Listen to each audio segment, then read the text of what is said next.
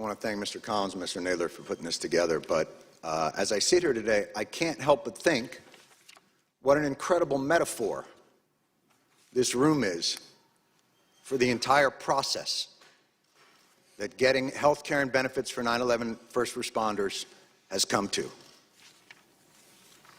Behind me, a filled room of 9/11 first responders, and in front of me, a nearly empty Congress. Sick and dying, they brought themselves down here to speak to no one. It's shameful. It's an embarrassment to the country, and it is a stain on this institution. And you should be ashamed of yourselves for those that aren't here, but you won't be. Because accountability doesn't appear to be something that occurs in this chamber. We don't want to be here. Lou doesn't want to be here. None of these people want to be here. But they are, and they're not here for themselves. They're here to continue fighting for what's right. Lou's going to go back for his 69th chemo. The great Ray Pfeiffer would come down here, his body riddled with cancer and pain, where he couldn't walk. And the disrespect shown to him and to the other lobbyists on this bill is utterly unacceptable. You know, I used to get, I would be so angry at the latest injustice that's done to these men and women. And, you know, another business card thrown our way as a way of shooing us away, like children trick-or-treating, rather than the heroes that they are and will always be. Ray would say, "Calm down, Johnny, calm down. I got all the cards I need." And he would tap his pocket.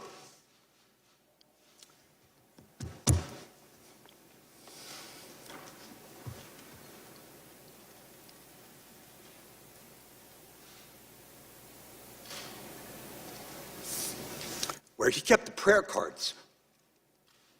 343 firefighters.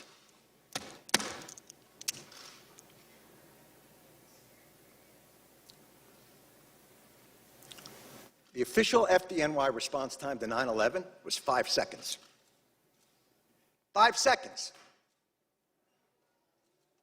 That's how long it took for FDNY, for NYPD, for Port Authority, for EMS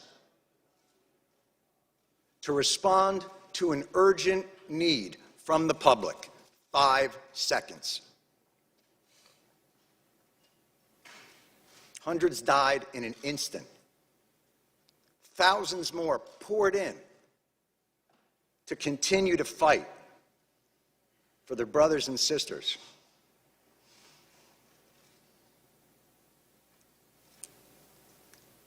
The breathing problem started almost immediately, and they were told they weren't sick, they were crazy. And then, as the illnesses got worse and things became more apparent, well, okay, you're sick, but it's not from the pile. And then, when the science became irrefutable, okay, it's the pile. But this is a New York issue. I don't know if we have the money. And I'm sorry if I sound angry and undiplomatic, but I'm angry. And you should be too, and they're all angry as well. And they have every justification to be that way. There is not a person here, there is not an empty chair on that stage that didn't tweet out, "Never forget the heroes of 9/11. Never forget their bravery. Never forget what they did, what they gave to this country." Well, here they are. And where are they? And it would be one thing if their callous indifference and rank hypocrisy were benign, but it's not. Your indifference costs these men and women their most valuable commodity, time.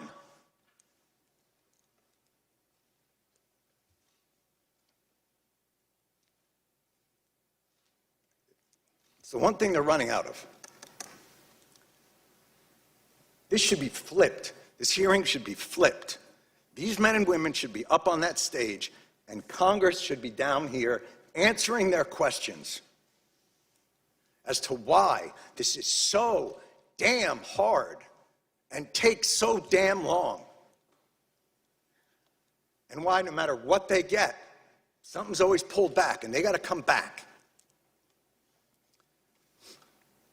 Mr. Johnson, you made a point earlier, and it was one that we have heard over and over again in these halls, and I couldn't help but to answer to it, which was, you said, look, you know, you guys are obviously heroes, and 9/11 was a big deal, but, you know, we have a lot of stuff here to do. And, you know, we got to make sure there's money for a variety of disasters, hurricanes and tornadoes. But this wasn't a hurricane. And this wasn't a tornado. And by the way, that's your job anyway. We can't fund these programs. You can. Setting aside that no American in this country should face financial ruin because of a health issue. Certainly 9/11 first responders shouldn't have to decide whether to live or to have a place to live. And the idea that you can only give them 5 more years of the VCF because you're not quite sure what's going to happen 5 years from now, well, I can tell you, I'm pretty sure what's going to happen 5 years from now. More of these men and women are going to get sick, and they are going to die.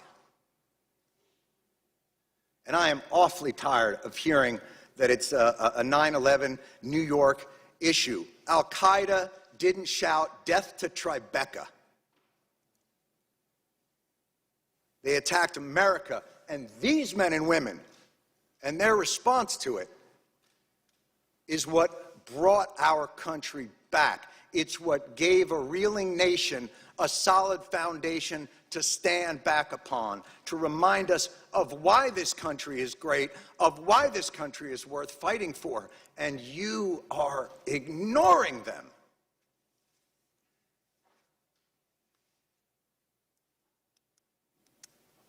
And you can end it tomorrow. Why this bill isn't unanimous consent and a standalone issue is beyond my comprehension. And I have yet to hear a reasonable explanation for why. It'll get stuck in some transportation bill or some appropriations bill and get sent over to the Senate, where a certain someone from the Senate will use it as a political football to get themselves maybe another new import tax on petroleum, because that's what happened to us in 2015. And we won't allow it to happen again. Thank God for people like John Field. Thank God for people like Ray Pfeiffer. Thank God for all of these people who will not let it happen.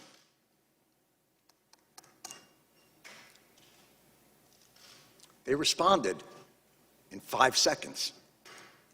They did their jobs with courage, grace,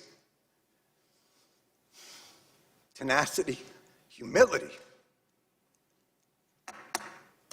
18 years later, do yours. Thank you.